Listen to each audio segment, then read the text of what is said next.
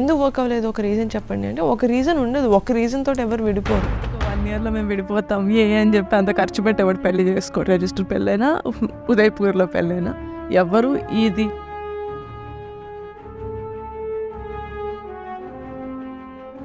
నిహారిక కొణిదెల ఈమె గురించి ప్రత్యేకంగా చెప్పాల్సిన అవసరం లేదు. ఎందుకంటే ఈమె చాలా మూవీస్లో చేసి ఒక పేరు తెచ్చుకుంది. అలాగే సోషల్ మీడియాలో కూడా వైరల్ అవుతూ ఎప్పుడూ కనిపిస్తూనే ఉంటుంది. అయితే ఈమె చాలా మూవీస్ చేసినా కానీ సక్సెస్ కాకపోవడంతో నిహారిక నిర్మాతగా మారి తన ప్రయాణాన్ని మొదలుపెట్టి పింక్ ఎలిఫెంట్ పిక్చర్స్ అనే నిర్మాణ సంస్థని స్టార్ట్ చేసి దాని ద్వారా వెబ్ సిరీస్లని మూవీస్లని నిర్మిస్తూ డెడ్ లైన్, కమిటీ కుర్రాళ్ళు వంటి సినిమాలతో ప్రేక్షకుల్ని అలరిస్తూ వస్తుంది. ఇక నిహారిక ప్రస్తుతం రాకాస అనే సినిమాని ప్రొడ్యూస్ చేయగా ఈ మూవీ రిలీజ్ కి రెడీగా ఉన్న సందర్భంలో ఈ మూవీ ప్రమోషన్స్ ని తనే దగ్గరుండి మరీ చేస్తూ ఉండడం గమనార్హం. ఇక ఈ క్రమంలోనే తాజాగా నిహారిక ఒక ఇంటర్వ్యూలో మాట్లాడుతూ తన సినిమాలకు సంబంధించిన విషయాలతో పాటు వ్యక్తిగత అంశాలపై కూడా ఓపెన్ అయింది. నిహారిక జొన్నలగడ్డ వెంకట చైతన్యని అరేంజ్డ్ మ్యారేజ్ చేసుకోగా ఏడాది పాటు అన్ని సవ్యంగానే సాగినప్పటికీ ఆ తర్వాత వీరిద్దరి మధ్య విభేదాలు రావడంతో విడాకులు తీసుకుని విడిపోయారు. ఇక ఈ జంట విడాకులు తీసుకుని దాదాపుగా 3 సంవత్సరాలు అవుతుండగా ఇప్పుడు నిహారిక ఒక ఇంటర్వ్యూలో తన డివోర్స్ గురించి మాట్లాడి మళ్ళీ సోషల్ మీడియాలో హాట్ టాపిక్గా మారింది. అలా ఆ ఇంటర్వ్యూలో యాంకర్ మీరు విడాకుల నిర్ణయం తీసుకున్న వెంటనే ముందు ఎవరికి చెప్పారనే ప్రశ్న అడగ్గా ఆ ప్రశ్నకి నిహారిక సమాధానం చెబుతూ తను ఆ నిర్ణయం తీసుకున్న తర్వాత ముందుగా తన తండ్రికే చెప్పింది అని, అలా అతను తన మాట విన్నాక జీవితంలో నువ్వు సంతోషంగా లేనప్పుడు అక్కడ ఉండాల్సిన అవసరం లేదని చెప్పాడని, దీంతో తన నుండి విడిపోవాలని డిసైడ్ అయ్యానని చెప్పుకొచ్చింది. నిజానికి ఎవరి కూడా విడిపోవాలని పెళ్లి చేసుకోరని, తమ మధ్య వచ్చిన విభేదాలు సవరించుకోలేవని, అందుకే ఇద్దరం కలిసి విడిపోవాలని నిర్ణయం తీసుకోవడం మంచిది అనిపించిందని, ఒకవేళ ఒకరినొకరు బాగా తిట్టుకునో కొట్టుకునో విడిపోతే అది తర్వాత మర్చిపోతాం, కానీ మిస్అండర్స్టాండింగ్తో విడిపోతే ఆ బాధ నుండి బయటపడడం చాలా కష్టమని, అంతేకాదు విడాకులు అనేవి ఇప్పుడు తీసుకున్న నిర్ణయం కాదని, ఈ ఆలోచన ఎప్పటి నుండో ఉందని చెప్పుకొచ్చింది. ఇక ఈ క్రమంలోనే ఆ యాంకర్ విడాకుల తర్వాత చైతన్యతో ఫ్రెండ్గా నేను ఉంటున్నారా అనే ప్రశ్న అడగడంతో అందుకు నిహారిక అలాంటిదేమీ లేదని, అతని కాంటాక్ట్ తన దగ్గర లేదని చెప్పగా మరోసారి తన విడాకుల విషయం ఇప్పుడు అన్ని చోట్ల వైరల్ అవుతుంది. అసలు నిహారిక చైతన్య పెళ్ళైన 1 yearకే విడాకులు తీసుకోవడానికి గల కారణాలేంటి? నిహారిక హీరోయిన్గా ఎందుకు సక్సెస్ అవ్వలేకపోయింది? నిహారికకి సిద్ధు జొన్నలగడ్డతో రెండో పెళ్లి అనే వార్తల్లో ఎంతవరకు నిజం? రెండో పెళ్లిపై నిహారిక నిర్ణయం ఏంటి అని నమ్మలేని నిజాల్ని ఈ వీడియోలో చెప్పడానికి నేను ప్రయత్నిస్తాను. మీరు మాత్రం వీడియోని పూర్తిగా చూడండి. అలాగే ఛానల్ సబ్స్క్రైబ్ చేసుకుని బెల్ ఐకాన్ ఆల్లో పెట్టుకోండి. నిహారిక కొణిదెల అలియాస్ నిహారిక ఈమె 1990లోని చెన్నైలో జన్మించింది. తండ్రి నాగేంద్రబాబు, తల్లి పద్మజ. ఈమెకి వరుణ్ తేజ్ అనే అన్నయ్య కూడా ఉన్నాడు. ఇక నిహారిక పుట్టేసరికి ఆమె పెద్దనాన్న చిరంజీవి గారు ఇండస్ట్రీలో స్టార్ హీరోగా ఉంటే తండ్రి నాగబాబు కూడా సక్సెస్ఫుల్ ప్రొడ్యూసర్గా ఉంటూ మంచి గుర్తింపును తెచ్చుకున్నారు. అలా చిన్నప్పటి నుండి సినిమా వాతావరణంలో పెరగడంతో నిహారిక కూడా నిదానంగా సినిమాలపై ఇంట్రెస్ట్ పెరుగుతూ తను కూడా హీరోయిన్ అవ్వాలనుకుంది. ఇదిలా ఉంటే నిహారిక మొదట తన స్కూలింగ్ని చెన్నైలో శేషాద్రి బాలభవన్లో చదివింది. అదే సమయంలో తెలుగు ఇండస్ట్రీ మొత్తం హైదరాబాద్కి షిఫ్ట్ అవడంతో మెగా ఫ్యామిలీ మొత్తం హైదరాబాద్లో సెటిల్ అయ్యారు. దీంతో నిహారిక తన స్కూలింగ్ని ఫ్యూచర్ కిడ్స్ స్కూల్లో కంటిన్యూ చేసింది. చదువుల్లో చురుగ్గా ఉన్న నిహారిక హీరోయిన్ అవ్వాలని వెస్ట్రన్ డ్యాన్స్, క్లాసిక్ డ్యాన్స్ అని చిన్నప్పటి నుండి నేర్చుకుంటూ సినిమాల్లో నటించడానికి కావలసిన తయారీలో పడింది. కానీ ఆమె తండ్రి డిగ్రీ పూర్తయ్యే వరకు సినిమా ఇండస్ట్రీలోకి ఎంట్రీ లేదని కరాఖండిగా చెప్పగా చేసేదేమీ లేక నిహారిక సెయింట్ మేరీస్ కాలేజ్లో తన డిగ్రీలో చేరింది. అయితే అప్పటి వరకు మెగా ఫ్యామిలీలో ఏ అమ్మాయి కూడా ఇండస్ట్రీకి రాకపోవడంతో అందరూ నాగబాబుతో నిహారికని ఇండస్ట్రీకి తీసుకురావద్దని చెప్పినా కూతురిపై అమితమైన ప్రేమ ఉన్న నాగబాబు ఆమెను డిసప్పాయింట్ చేయడం ఇష్టం లేక తనని మొదట స్మాల్ స్క్రీన్లో యాంకర్గా తీసుకొచ్చాడు. అలా డి జూనియర్ సీజన్ 1లో టీవీ ఇండస్ట్రీకి పరిచయమైన నిహారిక తన యాంకరింగ్తో మంచి గుర్తింపు తెచ్చుకుని ఆ తర్వాత డి జూనియర్ సీజన్ 2కి కూడా యాంకర్గా వ్యవహరించింది. ఇక ఆ మధ్యలో తన యాక్టింగ్ స్కిల్స్ ఎంతవరకు మెరుగుపడ్డాయో తెలుసుకోవాలని తనే ప్రొడ్యూసర్గా హీరోయిన్గా ముద్దపప్పు ఆవకాయ అనే వెబ్ సిరీస్ని స్టార్ట్ చేయగా ఆ సిరీస్ యూట్యూబ్లో రిలీజ్ అయి మంచి క్రేజ్ రావడంతో ఆ క్రేజ్తో నిహారికకి సినిమాల్లో అవకాశాలు వెతుక్కుంటూ వచ్చాయి. ఇక అలా నాగశౌర్య హీరోగా నిహారిక హీరోయిన్గా ఒక మనసు అనే మూవీని చేయడంతో ఆ మూవీపై జనాల్లో అమాంతంగా ఎక్స్పెక్టేషన్స్ పెరిగాయి. అలా 2011 జూన్ 14న రిలీజ్ అయిన ఒక మనసు మూవీ ఫ్లాప్ అయినా కూడా నిహారిక యాక్టింగ్కి మంచి గుర్తింపు వచ్చింది. దీంతో ఆ వెంటనే తమిళ్లో విజయ్ సేతుపతి హీరోగా, నిహారిక హీరోయిన్గా ఒరునెల్లా నాల్పతో సోల్డ్రిన్ అనే మూవీ చేయగా ఆ మూవీ కూడా రిలీజ్ అయ్యి అంతలా ఆడకపోవడంతో నిహారిక మానసికంగా కృంగిపోయింది. అయినా కూడా కూతుర్నలా చూడాలని నాగబాబు తనకు తెలిసిన డైరెక్టర్ని, ప్రొడ్యూసర్ని కాంటాక్ట్ అవ్వగా వారు హ్యాపీ వెడ్డింగ్ సూర్యకాంతం అనే మూవీస్తో తనకి హీరోయిన్గా ఛాన్స్ ఇవ్వగా ఆ మూవీస్ కూడా రిలీజ్ అయి ఫ్లాప్ అయ్యాయి. దీంతో ఆమెను దరిద్ర దేవత అంటూ అందరూ విమర్శించడం మొదలుపెట్టారు.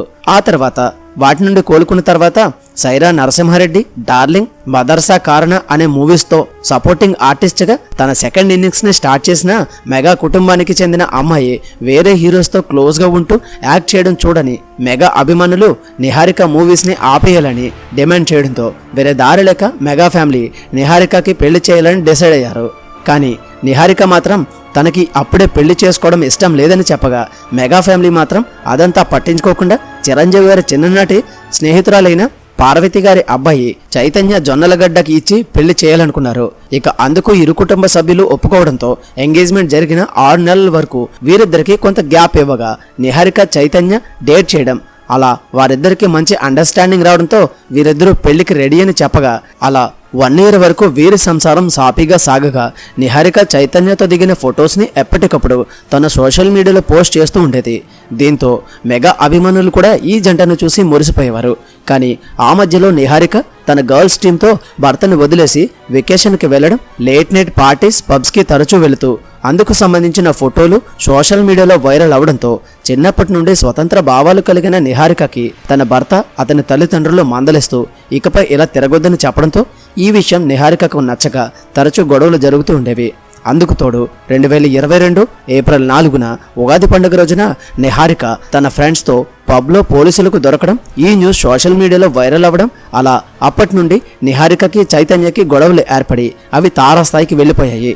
దీంతో అప్పటి నుండి సినిమాల్లో, వెబ్ సిరీస్లో నటించకూడదని డిసైడ్ అయిన నిహారిక ఆ గొడవతో తన ఏంటో ప్రూవ్ చేసుకోవాలని ఒక చిన్న ఫ్యామిలీ స్టోరీ అయిన హలో వరల్డ్ బెంచ్ లైఫ్ అనే వెబ్ సిరీస్లో ప్రొడ్యూసర్గా చేస్తూ బిజీ అవడంతో మరొక వైపు చైతన్య ఇంట్లో వారు నిహారిక బిహేవియర్తో విసుగు చెంది వాటన్నిటిని వదిలేయాలని చెప్పగా ఆమె వినకపోవడంతో పాటు అత్తారింట్లో ఉండలేక పుట్టింటికి వచ్చేసి తన సినిమా, సిరీస్లపై దృష్టి సారించింది. ఇక ఈ క్రమంలోనే నిహారిక తన జిమ్ ట్రైనర్పై కూర్చొని ఒక ఫోటోని సోషల్ మీడియాలో పోస్ట్ చేయగా ఈ ఇష్యూ మీడియాలో పెద్దదై చైతన్య ఫ్యామిలీ నిహారికకి విడాకులు ఇచ్చేయాలని డిసైడ్ అయ్యారు.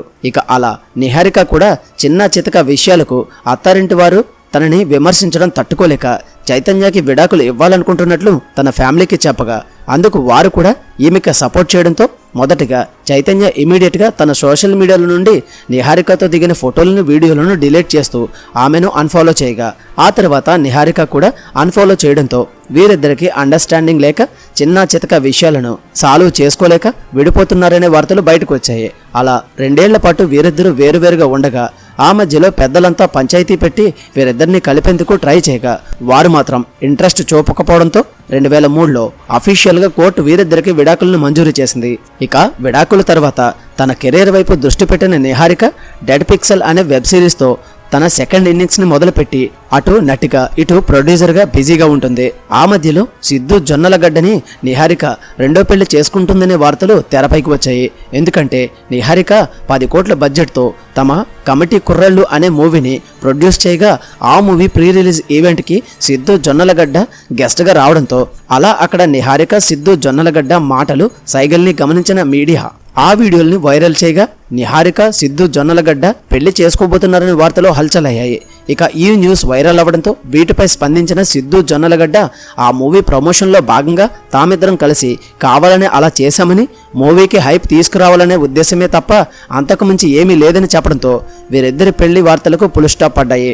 ఇక ఈ క్రమంలోనే నిహారిక ఒక ఇంటర్వ్యూలో తన రెండో పెళ్లి గురించి స్పందిస్తూ తను ఖచ్చితంగా రెండో పెళ్లి చేసుకుంటానని, అది ఎవరు ఎప్పుడు అనేది త్వరలోనే తెలుస్తుందని, ఈసారి మాత్రం లవ్ మ్యారేజ్ అవుతుందని చెప్పడంతో ఆమె అభిమానులు నిహారిక తన లైఫ్లో మూవ్ ఆన్ అవ్వడం చాలా హ్యాపీగా ఫీల్ అవుతున్నారు. ఇదిలా ఉంటే తాజాగా రాకాస అనే మూవీలో సంగీత శోభన్ని హీరోగా పెట్టి ప్రొడ్యూస్ చేయగా ఆ మూవీ ఏప్రిల్ 3న రిలీజ్ అయింది.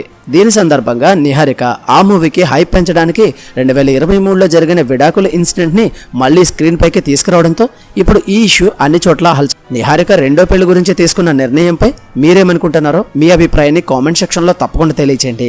అలాగే ఆమె ఇప్పుడు చాలా టీవీ షోస్లో సొంతగా ప్రొడ్యూసర్గా చేస్తూ చాలా బిజీ అయింది. అలాగే చాలా మూవీస్ని కూడా తన సొంత బ్యానర్ అయిన పింక్ ఎలిఫెంట్ అనే ప్రొడక్షన్లో చేస్తూ దూసుకుపోతుంది. అయితే సడన్గా ఇంతలా ఆమె ముందుకు వెళ్ళడానికి కారణం తన బాబాయ్ అయిన పవన్ కళ్యాణ్ డిప్యూటీ సీఎంగా ఉండడమే అని, లేకపోతే ఏమే దేనికి పనికిరాని ఒక వ్యక్తి అంటూ కేవలం అతని ఇన్ఫ్లుయెన్స్ కారణంగానే ఈరోజు ఇంతలా ఉందని, అలాగే తన తండ్రికి కూడా ఈరోజు ఈ స్థాయి కేవలం పవన్ కళ్యాణ్ వలన మాత్రమే ఉంది అని అంటూ చాలా మంది కామెంట్స్ చేస్తున్నారు. మరి దీని మీద మీ అభిప్రాయం ఏంటో, అలాగే నిహారిక అనే ఆమె మీద మీ అభిప్రాయం ఏంటో కామెంట్లో తప్పకుండా చెప్పండి. అలాగే స్వేచ్ఛ అనేది తప్పకుండా అవసరమే, కానీ మితిమీరిన స్వేచ్ఛ అనేది జీవితాలను నాశనం చేస్తుంది, గుర్తుపెట్టుకోండి. అలాగే ఆమె పెళ్లి చేసుకున్న వెంటనే విడిపోవడానికి ఆమె తలపొగురు కారణమా, లేక ఆమెకు ఉన్న డబ్బు చూసుకుని ఇలా చేసిందా, లేక ఆమె చేసే పనులు తిరిగే తిరుగుడు వలన మాత్రమే విడిపోయారా? మీరేమనుకుంటున్నారో కామెంట్లో తప్పకుండా చెప్పండి. అలాగే మరిన్ని మంచి వీడియోస్ కోసం మన ఛానల్ని సబ్స్క్రైబ్ చేసుకోండి. అలాగే పక్కనే ఉన్న బెల్ ఐకాన్ ఆల్లో పెట్టుకోండి. మళ్ళీ మరొక మంచి వీడియోతో కలుద్దాం. Until then thank you, bye, జై హింద్.